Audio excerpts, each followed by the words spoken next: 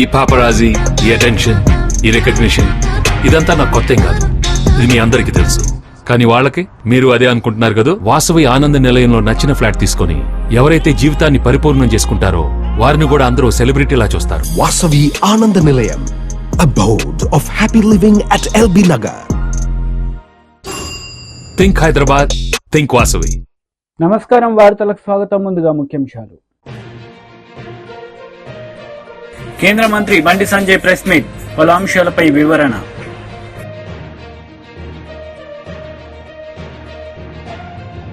YCP leader మెరుగు Nagarjuna press meet, పలు అంశాలపై వివరణ. BJP leader Bandi Sanjay press meet నిర్వహించారు. ఈ సందర్భంగా పలు అంశాలపై ఆయన మాట్లాడారు.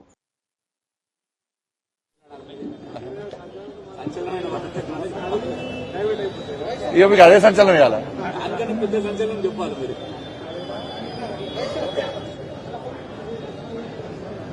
అందరికీ నమస్కారం అన్న. ఈరోజు భారతీయ జనతా పార్టీ దేశవ్యాప్తంగా మెంబర్షిప్ డ్రైవ్ చేస్తున్న సందర్భంలో ఈరోజు ఈ డివిజన్ రావడం జరిగింది. ఒక్కొక్క నాయకుడు పోలింగ్ బూత్ స్థాయి నుంచి జాతీయ స్థాయి వరకు ప్రతి కార్యకర్త, ప్రతి నాయకుడు కూడా ఈ మెంబర్షిప్ డ్రైవ్ లో చాలా యాక్టివ్ గా పాల్గొంటున్నారు. ముఖ్యంగా తెలంగాణ రాష్ట్రంలో కిషన్ రెడ్డి గారి నేతృత్వంలో సాగుతున్నటువంటి ఈ మెంబర్షిప్ డ్రైవ్ చాలా బ్రహ్మాండంగా సాగుతున్నది. ప్రజల నుంచి మంచి స్పందన వస్తున్నది. మీరే చూసిన ప్రజలే స్వచ్ఛందంగా మమ్మల్ని పిలిపించుకొని మెంబర్షిప్ చేసే పరిస్థితి తెలంగాణ రాష్ట్రంలో ఉంది.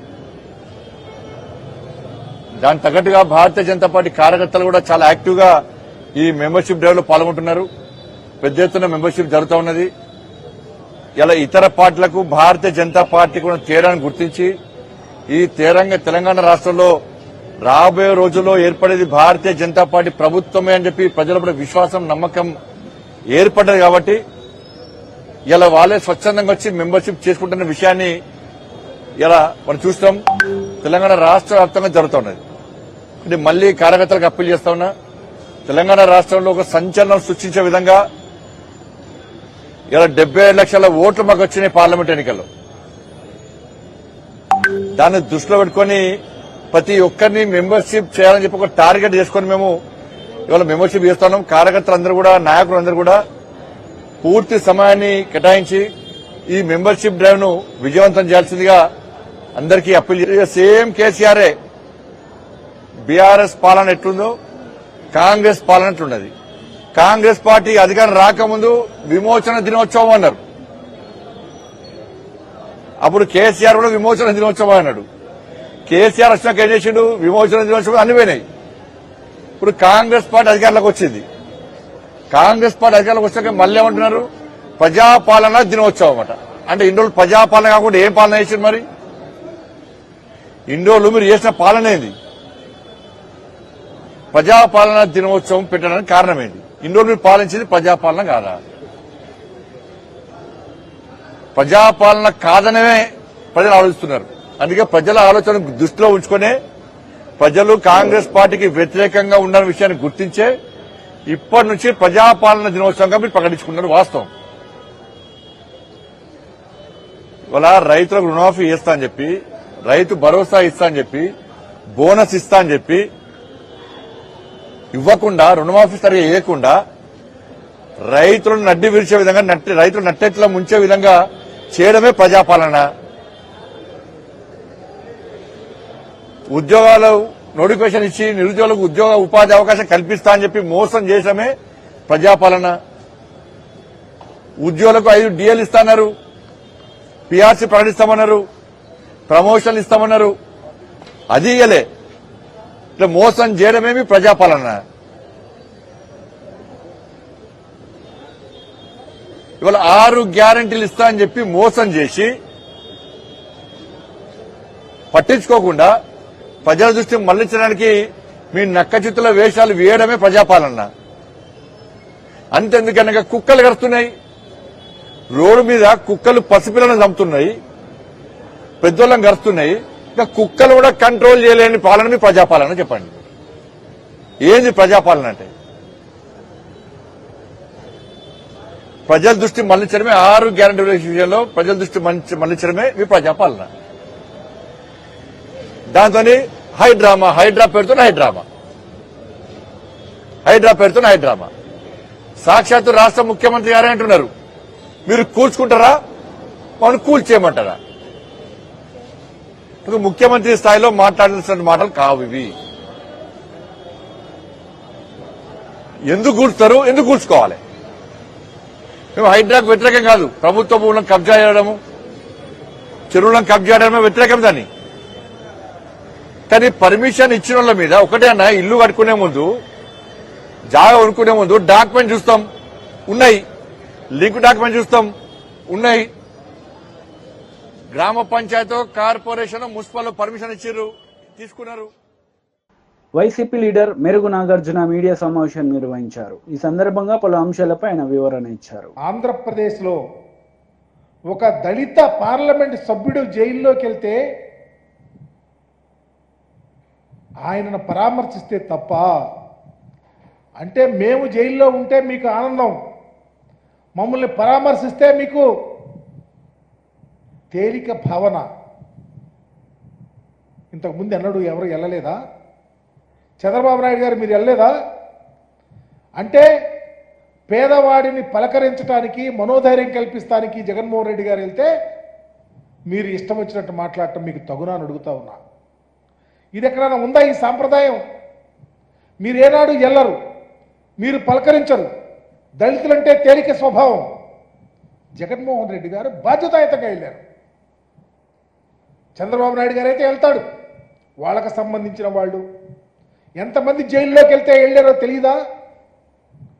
అంటే మీరు ఇంకా ఇప్పటికి కూడా అస్పృశ్యత, అంటరాని తరాన్ని వేలెత్తి చూపిస్తా ఉన్నారని చెప్పడానికి ఇంతకన్నా ఉదాహరణ ఏముందని అడుగుతా ఉన్నా.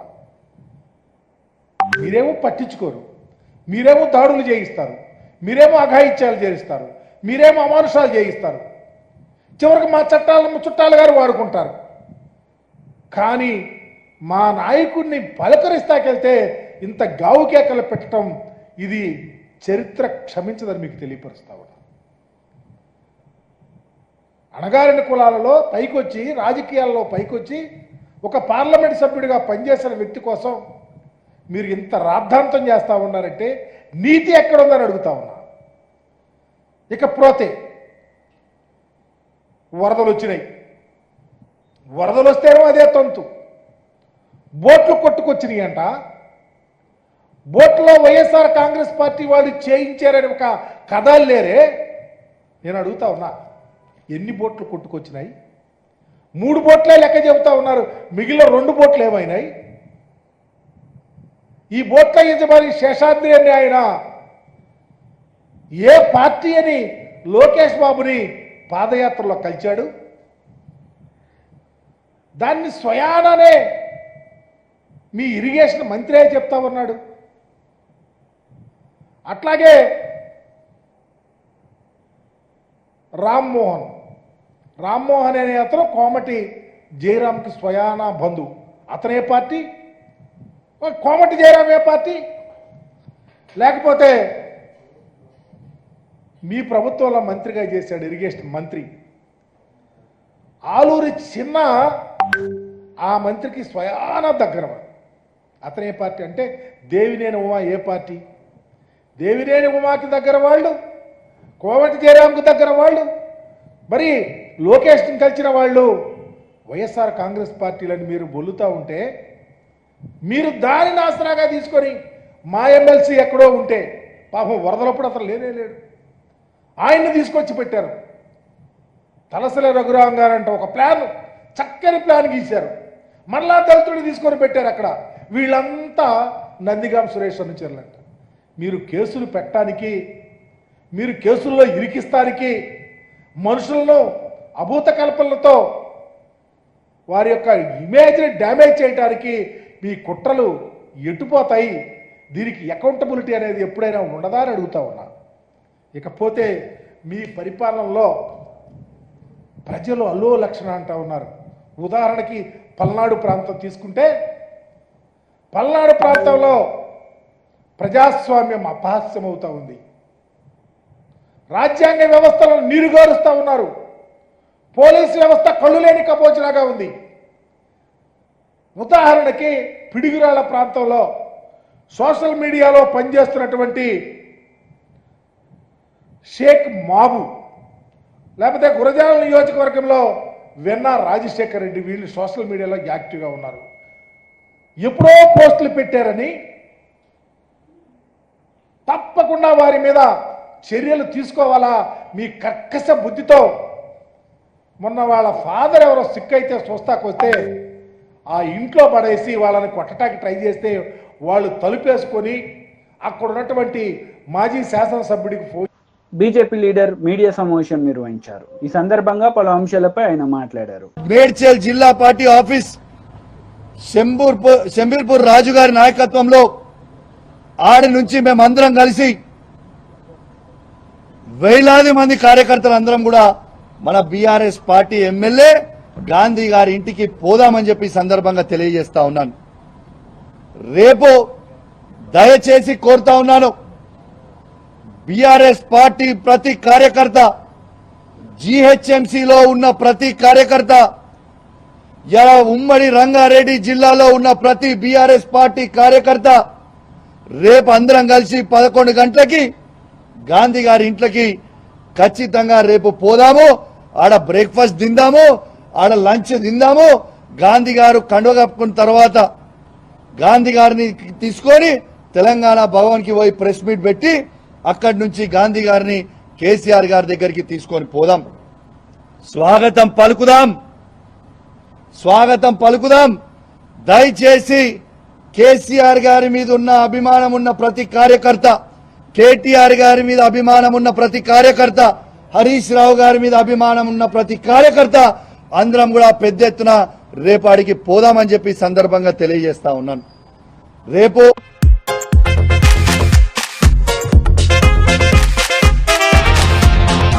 ఈ పాపరాజీ, ఈ అటెన్షన్, ఈ రికగ్నిషన్ ఇదంతా నాకు కొత్తేం కాదు. ఇది మీ అందరికీ తెలుసు. కానీ వాళ్ళకి మీరు అదే అనుకుంటున్నారు కదా. వాసవి ఆనంద నిలయంలో నచ్చిన ఫ్లాట్ తీసుకొని ఎవరైతే జీవితాన్ని పరిపూర్ణం చేసుకుంటారో వారిని కూడా అందరూ సెలబ్రిటీలా చూస్తారు. Vasavi Ananda Nilayam, abode of happy living at LB Nagar. Think Hyderabad, think Vasavi.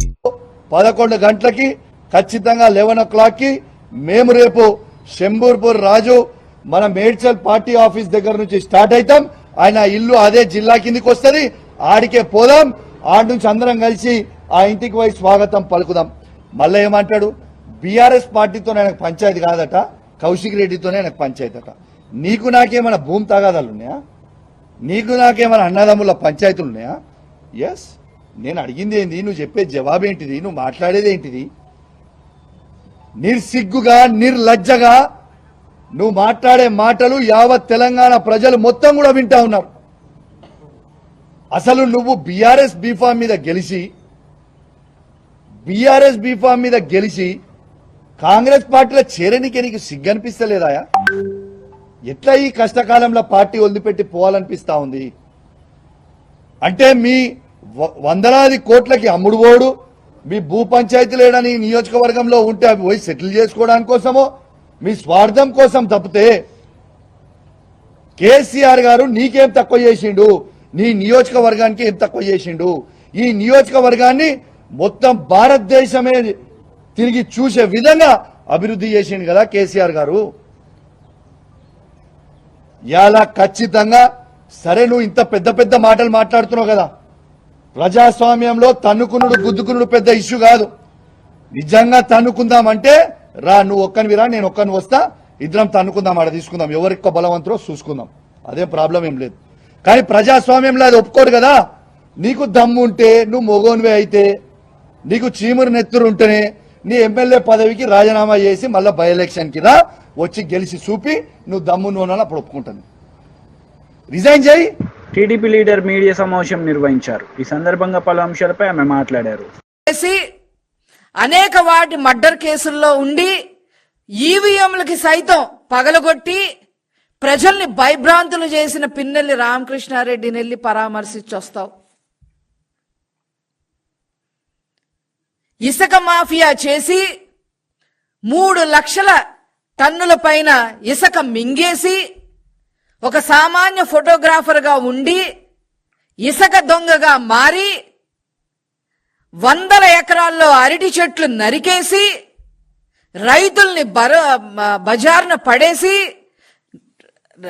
నరకడమే కాకుండా వాటిని తగలపెట్టేసి చంద్రబాబు నాయుడు గారు అమరావతిలో వేసిన సీసీ రోడ్లను తవ్వేసుకొని కంకర అమ్ముకొని చివరికి వరదలు వచ్చిన సమయంలో కుట్ర పన్ని అతని ఇసుక దందాని ప్రోత్సహించే ఆ పడవల్ని బ్యారేజీల దగ్గరికి పంపించి గేట్లని నాశనం చేసి ఏకంగా బ్యారేజీనే కూల్చేయాలని చూసి లంక గ్రామాలు మునిగిపోతే వేల మంది ప్రజలు చనిపోతారు, దాని మీద మనం శవరాజకీయం చెయ్యొచ్చు అనే ఆలోచన విధానం చేసిన ఈ నందికం సురేష్ని అన్నిటికీ మించి దేవాలయం లాంటి మా పార్టీ ఆఫీస్ని లోపలికి వచ్చి ఇష్టం వచ్చినట్టుగా అందరినీ భయభ్రాంతులు చేసి తలలు పగలకొట్టి పార్టీ ఆఫీస్ని విధ్వంసం చేసిన నందిగం సురేష్ని నువ్వు పరామర్శించడానికి వెళ్తున్నావు.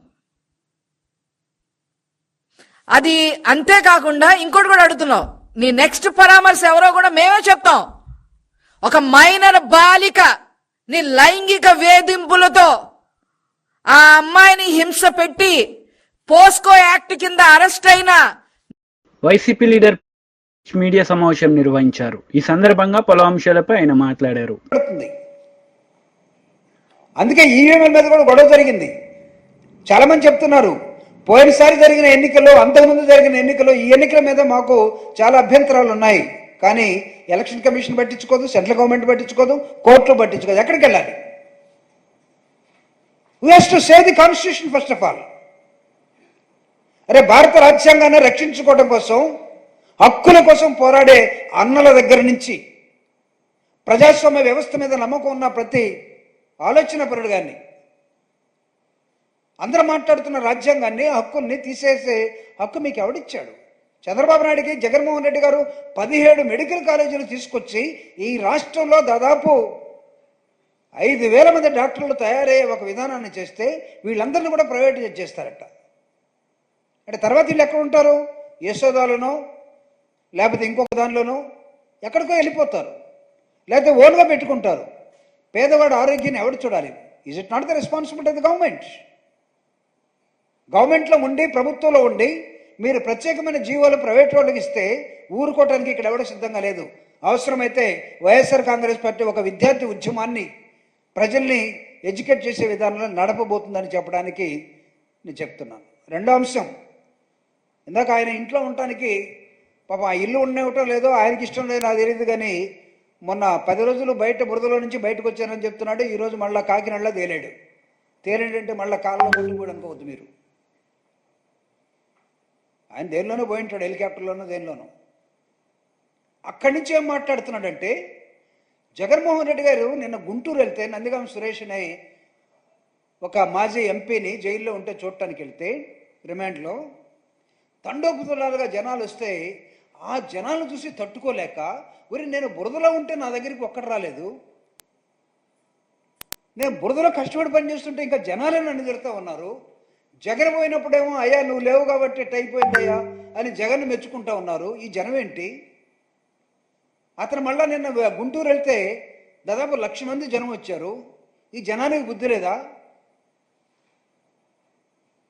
జనానికి బుద్ధి లేదని రాజకీయ నాయకుడు ఎక్కడైనా ఉంటాడు అసలు? అంటే మీరు అసలు ఎవరిని గౌరవిస్తారు? అంటే మీ కుటుంబాన్ని మీరు మొత్తం ఏలాలని అనుకున్న విధానం ఏదైతే తప్పుడు విధానం అని చెప్తున్నాను. ఆయన మాట్లాడుతున్నాడు, నేరస్తుడితో రాజకీయం చేయాలంటే సిగ్గేస్తుంది. దయచేసి ఓసర వెళ్ళి ఫోటో ఎవరి దగ్గర ఉంటే మీరు ఆ టీవీల్లోనో వాట్సాప్లోనో లేకపోతే ఇంకోనో పెట్టుకోండి. చంద్రబాబు నాయుడు నేరస్తులతో రాజకీయం చేయాలంటే సిగ్గేస్తుందట. ఫస్ట్ నేరస్తుడు నువ్వే కదా. నీతోటి రాజకీయం చేయాలంటే సమాజం సిగ్గుపడింది. నీతో రాజకీయం కొంతకాలం నడిపిన తర్వాత మీ మామే అన్నాడు, ఇంత దుర్మార్గుడితోటి నేను రాజకీయం చేశానా, పిల్లనిచ్చానా అని. What nonsense you are talking? Jagan is a public man అయితే ఎన్నికల్లో ఓడిపోతే ఓడిపోయి ఉండొచ్చు సీట్ల పరంగా, but he has got wonderful charisma in the people, among the people, among the society. ఆ చరిస్మా నాయకుడికి లేకపోతే తండోపతండాలుగా ఎంట పడరు. గెలుపు ఓటములు అనేవి ప్రజాస్వామ్య వ్యవస్థలో సర్వసాధారణం. మేమే ఇది లేనంత మాత్రాన మేము ముసుగేసుకొని లేకపోతే ఇళ్లలో దుప్పుడు కప్పుకొని పడుకోట్లా. జగన్ ఎక్కడికి వెళ్ళాలో అక్కడికి వెళ్తున్నాడు, టైం టేబుల్ ప్రకారం ప్రచారంలో ఉంటున్నాడు, పేద ప్రజల కోసం పోరాటంలో ఉన్నాడు. It is one of the important element in the democracy. మీరు ఓడిపోతే ఎటుపోతారు, కనపడరు. ఈ మధ్య ఒక రెడ్ బుక్ అనేది తీసుకొచ్చారు. అసలు దానిలో ఏం హక్కులు ఉంటాయో తెలియదు. రెడ్ బుక్లో ఎవడికన్నా హక్కులు ఉంటాయా లేదా? మీరు కరెక్టే, కొట్టాలి, చంపాలి. కొట్టిన తర్వాత వాడిని ఆడబెడతారు. వాడికి ఏమైనా ఒక ఇంజక్షన్ అన్న ఇస్తారా లేదా, పెన్సిలిన్. ఆ రెడ్ బుక్ సంగతి ఎంతో ఒకసారి ఆయన రెడ్ బుక్ ఉందంటే భయపడిపోవటానికి ఎడవుడు లేడు. మీరు అనొచ్చేమో కొంతమంది మీ వాళ్ళు, పార్టీ వాళ్ళు, ఇంపార్టెంట్ వాళ్ళు కనపడకుండా ఎక్కడో పారిపోయారు, కానీ మా హక్కుల్ని ఉపయోగించుకోవడం కోసం కాంగ్రెస్ నేతలు మీడియా సమావేశం నిర్వహించారు. ఈ సందర్భంగా పలు అంశాలపై వారు మాట్లాడారు. ఏదున్న రాజ్యాంగ పరంగా ఏవైతే నిర్దిష్టమైన ఆదేశాలనో దాని ప్రకారం నడుచుకుంటాం. ఎన్నికలకు రెడీగా ఉండాలి ఫిరాయించిన ఎమ్మెల్యేలని కేటీఆర్ సవాల్ చేశారు, మీరు స్వీకరిస్తున్నారు? కేటీఆర్ సవాళ్ళని ప్రజలు పట్టించుకునే పరిస్థితి లేదు. నేను చాలా సందర్భాల్లో చెప్పాను, కాంగ్రెస్ పార్టీ ప్రజాస్వామ్యం నమ్ముకున్న పార్టీ. ప్రజాస్వామ్యంలో ప్రతిపక్షం సమర్థవంతంగా ఉండాలని కోరుకునే వాళ్ళం మేము. ప్రజలు కూడా అదే దశగా 39 సీట్లు ఇచ్చినారు కేసీఆర్ గారికి. ఎక్కడ కనబడుతున్నాడు కేసీఆర్? కల్వకుంట్ల చంద్రశేఖరరావు గారు 10 ఏళ్ళు ముఖ్యమంత్రిగా చేసినటువంటి వ్యక్తి 39 సీట్లు ఇచ్చి ఆదరించి ఒక ప్రతిపక్ష హోదా ఇస్తే వానలు పడి నానా బీభత్సం రాష్ట్రంలో అయితే ఫామ్ హౌస్ నుంచి బయటకు రాలేని పరిస్థితి. అదే సమయంలో కేటీఆర్ గారు విదేశాల్లో తిరుగుతున్న పరిస్థితి. సో ప్రతిపక్షంగా ప్రజలు మీకు ఇచ్చినటువంటి బాధ్యత మీరు నిర్వహిస్తున్నారా? మేము ప్రతిపక్షం సన్నద్ధంగా ఉండాలని కోరుకుంటే ఈ వేళ కూడా మీరు ప్రతిపక్షాన్ని నిర్వహించే పరిస్థితి లేరు. సో ప్రజలు ఇలా కేటీఆర్ ఇచ్చిన స్టేట్మెంట్లు కానీ కేసీఆర్ స్టేట్మెంట్లు కానీ నమ్మే పరిస్థితి లేరు. పార్లమెంట్లో వారికి ఎలక్షన్లో చెప్పినారు మీ వాళ్ళ స్థానం ఏందని, 0 స్థానం ఇచ్చి మీ స్థానం ఇదని చెప్పినారు. ఇంకా తెలంగాణ రాష్ట్రంలో బీఆర్ఎస్ పార్టీ, గతంలో టీఆర్ఎస్ పార్టీ మనుగడ సాగిస్తుందని నేను అనుకోవట్లేదు. డెఫినెట్గా నాయకుడు నమ్ముకున్న నాయకుడు సరైన మార్గం నడినప్పుడు ఆ వ్యక్తులు వేరే నాయకత్వం వైపు చూస్తారు. అందుకే మా వైపు వస్తూ ఉన్నారు. తెలంగాణ హైకోర్టు ఆదేశాలు కానీ ఆ తర్వాత స్పీకర్ తీసుకునేటువంటి చర్యల ఆధారంగా తెలంగాణలో ఉప ఎన్నికలు వస్తే మీ పార్టీ ఎదుర్కోవడానికి సిద్ధంగా ఉందా? ఉప ఎన్నికలు వస్తాయని నేను అనుకోవట్లేదు. నిజంగా కూడా వస్తే ఏ ఎన్నిక జరిగినా ఆ సీటు మా ఖాతాలోనే పడుతుంది. Thank you. మా చివరి ప్రశ్న, మీ పార్టీలో చేరిన బీఆర్ఎస్ ఎమ్మెల్యేకు మీరు పిఎస్సి ప్రెసిడెంట్ పోస్ట్ ఇచ్చారు, ఇది కరెక్టేనా? టెక్నికల్గా వారు ఉన్న పార్టీ ఏది? బీఆర్ఎస్ పార్టీలో ఉన్నాడు. బీఆర్ఎస్ పార్టీకి చెందినటువంటి వ్యక్తికే పిఎస్సి ఇచ్చినారు, ప్రతిపక్షానికి ఇవ్వాలి కాబట్టి. సో టెక్నికల్గా అవన్నీ టెక్నికల్గా పరిస్థితి ఏ రకంగా సూచిస్తుందో ఆ రకంగానే చేయడం జరిగింది. Thank you. ఇంకేమైనా సమావేశాలు ఉంటాయా? పెద్ద ఆయన ఆశీర్వాదం తీసుకోవాలని మా ఏఐసిసి అఖిల భారత అధ్యక్షుడు మల్లికార్జున్ ఖర్గే గారిని కలిసి వారి ఆశీర్వాదం తీసుకోవడం జరిగింది. సుదీర్ఘమైనటువంటి రాజకీయ చరిత్ర, దాదాపు 60 ఏళ్ల పాటు రాజకీయాలు ఉండడం అనేది ఒక అరుదైనటువంటి విషయం. అలాంటి మహానాయకుడు వాళ్ళ ఏఐసిసి అధ్యక్షుడిగా ఉన్నారు.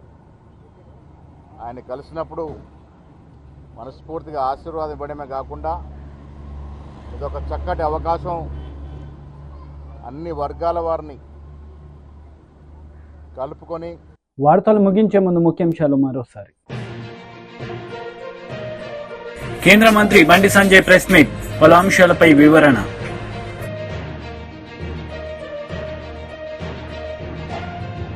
వైసీపీ లీడర్ మెరుగు నాగార్జున ప్రెస్ మీట్, పలు అంశాలపై వివరణ.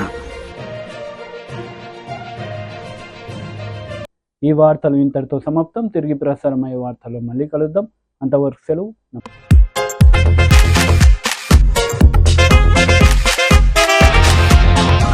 ఈ పాపరాజీ, ఈ అటెన్షన్, ఈ రికగ్నిషన్ ఇదంతా నాకు కొత్త కాదు. ఇది మీ అందరికీ తెలుసు. కానీ వాళ్ళకి మీరు అదే అనుకుంటున్నారు కదా. వాసవి ఆనంద నిలయంలో నచ్చిన ఫ్లాట్ తీసుకొని ఎవరైతే జీవితాన్ని పరిపూర్ణం చేసుకుంటారో వారిని కూడా అందరూ సెలబ్రిటీలా చూస్తారు. Vasavi Ananda Nilayam, abode of happy living at LB Nagar. Think Hyderabad, think Vasavi.